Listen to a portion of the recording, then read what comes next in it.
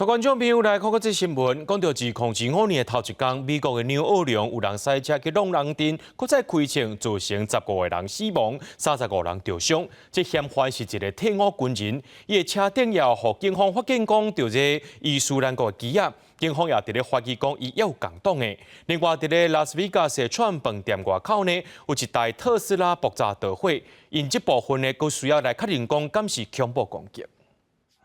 元旦透早3点15分，纽奥良市中心楼一个破棚机有10个人高速赛车冲撞进群，了后路车开枪，甲警方发生枪战，最后被弹死，现场拢是火者，10位罹难者倒伫涂骹正惊人。当局调查了后公布，凶手是42岁为德州来退伍军人贾巴。伫迄所内福特皮卡顶悬发现恐怖组织伊斯兰国旗啊，甲其他疑似土制爆裂物。目前调向恐怖攻击方向来进行调查。拜登甲川普两位现任甲后任总统表示哀悼甲谴责。The FBI also reported to me that mere hours before the attack, he posted videos on social media indicating that he was inspired by ISIS, expressing a desire to kill. We do not believe that Jabbar was solely responsible. We are aggressively running down every lead, including those of his known associates.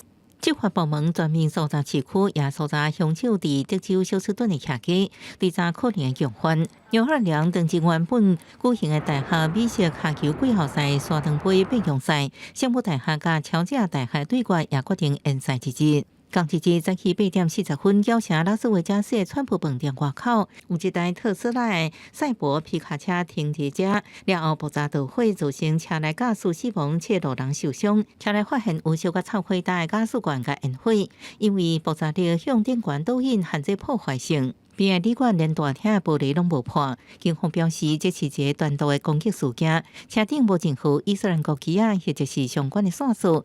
联邦调查局也无法度确定这是不是恐怖攻击。虽然这个纽奥良事件同款，拢用电动皮卡，虽然透过共济共享平台透露照的，目前无法度确认两个之间是毋是有关系。特斯拉执行长马斯克推文指出，轿车这场爆炸是因为这台组的车内底有正大型的烟火，或者是炸弹引起的，甲车本身无关系。特斯拉高级团队也咧专业协助调查。公司新闻是会中朋友。